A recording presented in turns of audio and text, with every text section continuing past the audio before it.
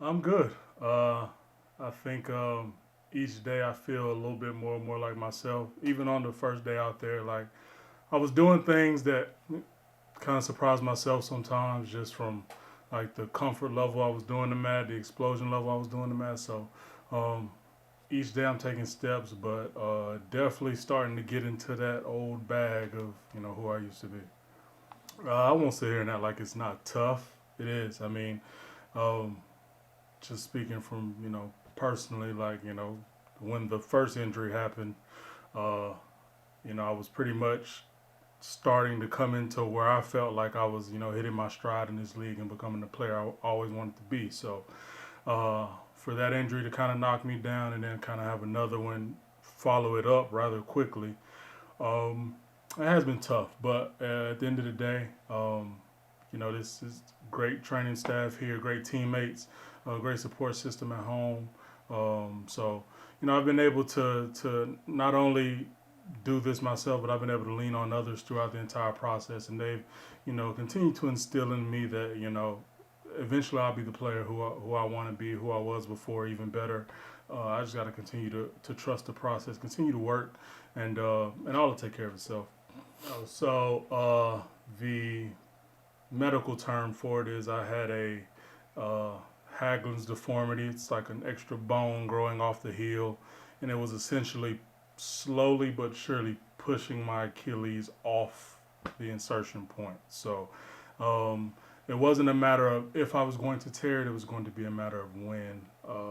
That's just kind of that's just kind of how severe mine had gotten. So it really just became a point of um, do I fix it now and start the rehab, or do I try to play on it, try to salvage what's left of the season, and potentially tear it and have to go through a whole Achilles repair rehab again. So that's pretty much what it was. I don't think the other one contributed to it. I kind of had the same thing on that side as well, the same deformity. So it was just pretty much a matter of time was when I was going to need to fix it. I knew I'd had it since probably college. Like I'd always felt kind of, something back there, but you know, wasn't to the point where it was going to slow me down or prohibit me from doing what I needed to do. So it really just got to that point where it was no longer,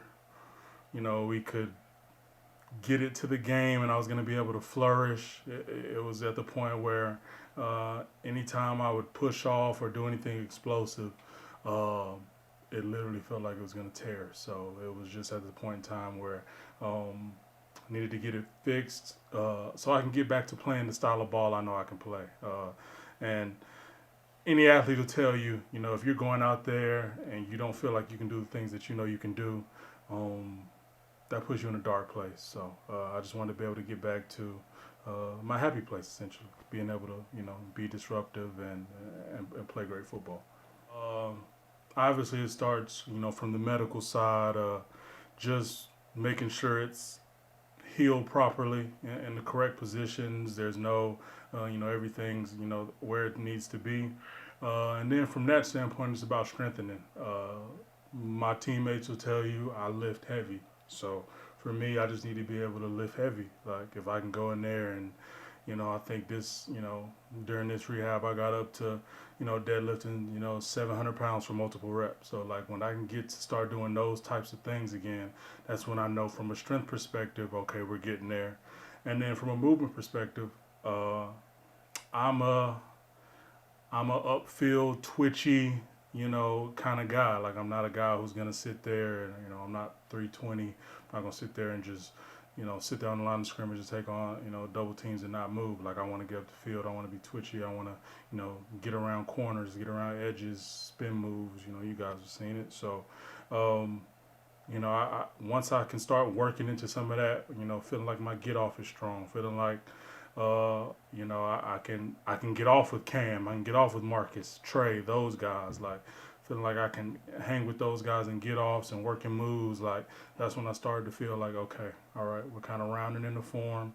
And then the last test is always like just got to push on somebody. Somebody's got to try to block you, and you got to be able to absorb it, find the ball or go make a play. So, like I said, each day's been getting better. I feel like each day I take a step, and we're gonna continue that trajectory.